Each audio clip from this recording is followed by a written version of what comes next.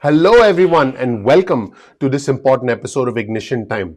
The Republicans, attorney generals from many states are actually threatening lawsuits against the Biden administration over, now I want you to think about this for a second, over the $350 billion in state and local aid that was allocated to states as a direct result of the American Rescue Plan. Now, what's extremely ironic is that the Florida governor, Ron DeSantis, there he is, what's up, Ron, is actually getting into a duel, if you will, with the Florida Senator, Rick Scott. There he is. What's up, Rick, believe it or not? Because Rick Scott basically sent out an announcement saying, hey, all states, all governors should return excess unspent money to the federal government if it's not related to the pandemic. And what's super interesting is that the Republicans have clearly said that, only 9% of the bill is related to the pandemic because 9% is related to the vaccine distribution efforts. But they left out the fact that with both the stimulus bills that were passed by the Republicans, signed into law by former President Trump in 2020,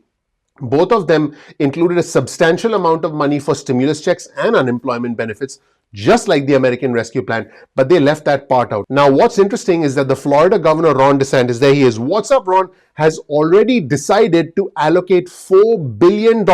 Let me hear you say.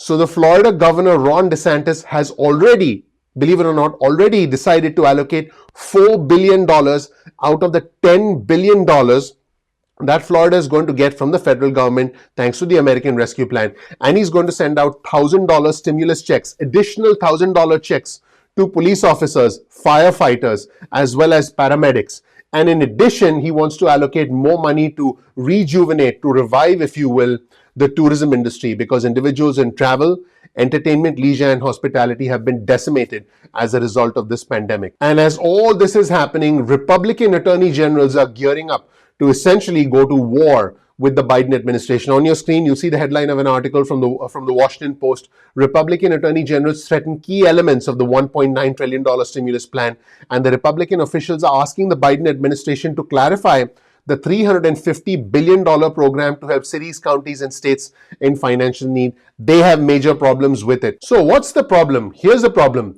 When Congress passed the American Rescue Plan and sent $350 billion in aid to state and local governments, Congress specifically told the states, yes, you can take this money, but you can't take it and reduce taxes. In other words, you got to take this, you got to spend it. You can't say, I got plenty of money now, I don't need to charge taxes, I don't need to reduce my taxes. So in effect, the federal government basically told states, we'll give it to you on the condition that you don't reduce taxes. Here's a quote on your screen from the Washington Post article. Congressional lawmakers opted to restrict states from tapping these federal dollars to finance local tax cuts. Now, this is something that attorney generals, Republican attorney generals, hate. Here's another quote from the same article. 21 Republican state attorney generals threatened to take action against the Biden administration over the American Rescue Plan, and they said that it imposed, I quote, unprecedented and unconstitutional limits on the state's ability to lower taxes.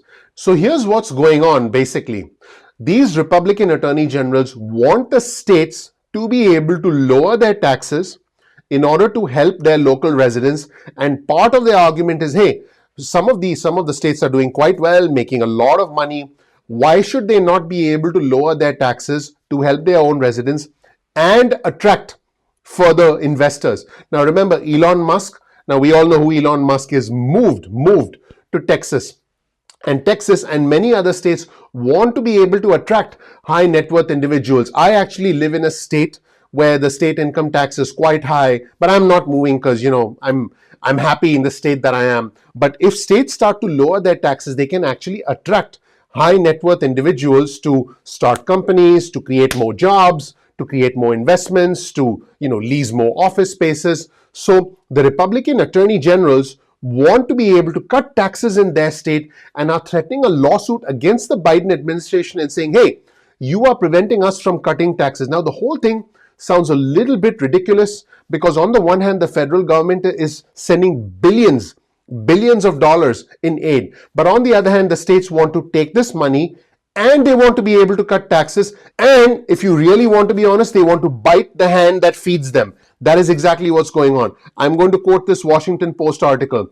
The guardrails that were imposed in the American Rescue Plan that, hey, you shouldn't cut taxes since you're going to be accepting this money, frustrated many Republican leaders who said in a letter to the Treasury Department that the way in which the law was written was very non-specific. And they said that the wording threatens to interfere with states that are already in good financial standing with or without the prospect of stimulus relief funds. So they're saying, hey, some of the states were already doing quite well. Doesn't matter whether you send us money or not. We should be able to cut taxes if we want. Now, these Republican attorney generals are from different states like Arizona, Georgia, West Virginia, and 18 other states. And they essentially asked the Biden administration to make it clear that they can proceed with their plans to cut taxes. And many of them are saying, hey, we had plans even before the pandemic. And basically, they sent a 7-page letter, a strong letter to the US Treasury Secretary Janet Yellen. And they said, otherwise, this is a quote from the letter, otherwise the relief law would represent the greatest invasion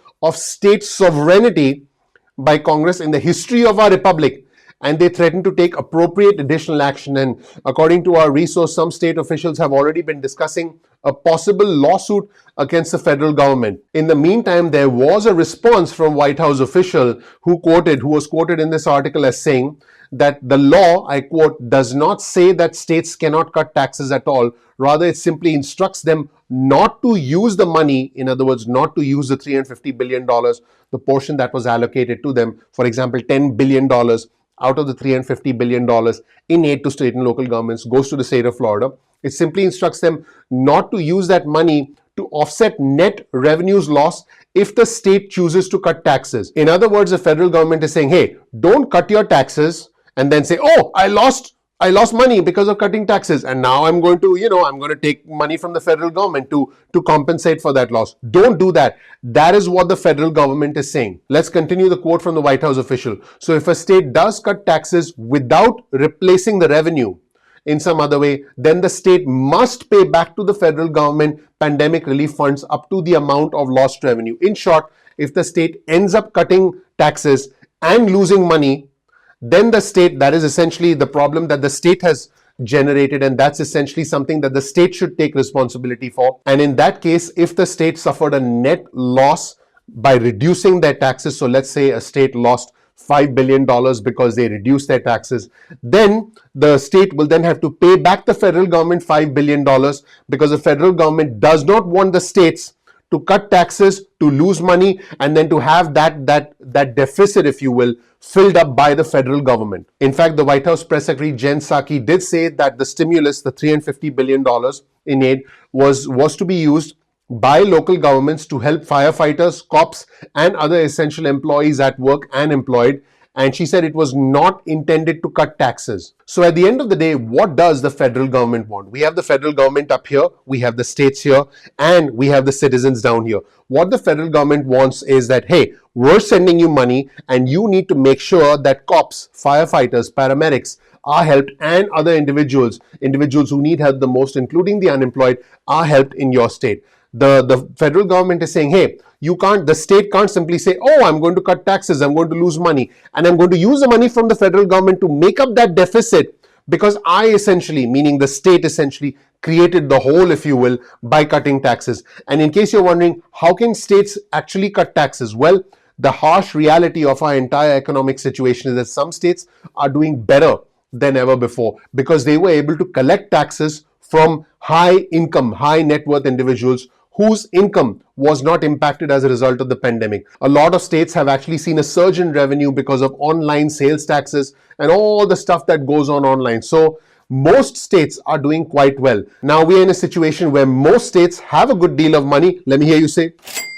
And these states are now in a position where they now have more money coming in from the federal government. And so the federal government is saying, oh, you can't cut taxes. And then the Republican attorney general is saying, oh, we need to be able to cut taxes. And then the White House is saying, okay, if you can cut taxes, but if you cut taxes and lose revenue, you have to return that money to the federal government. But if you cut taxes and you don't lose revenue, or if you cut taxes and you somehow compensate that revenue in some other way, then you're fine. That is what the federal government is saying. Yeah, so that is pretty interesting. I mean, we're in a situation where the federal government sends hundreds of billions of dollars to states. And now some states, specifically some Republican states, are considering filing a lawsuit against the federal government because they can't cut taxes. What an interesting problem. I would call this a first world problem, because I can tell you that for us to be arguing about this, I think is kind of ridiculous in the first place. Thank you so much for watching. I appreciate you. Please click the like button. Please subscribe. Please enable notifications. I want you to know that I work hard on this channel every single day. And all you have to do is take 1 second of your time for the hours and hours of effort that goes into researching these videos, producing these videos, editing these videos, releasing these videos, and also if you pay close attention to our comment section, we keep our comment section spam free. I actually have a member of my team who works full time making sure that all the junk and all the nonsense in the comments is removed. And so we have a clean, we have a productive comment section. So I encourage you to comment below. I want you to know that for me, it's not about the red or the blue. It's about the red, white, and blue. I'm not Democrat. I'm not Republican. I'm American first. Thank you so much for watching. Once again, please click like, please subscribe, please enable notifications. I'm looking forward to seeing you in the next episode of Ignition Time. Take care. Bye.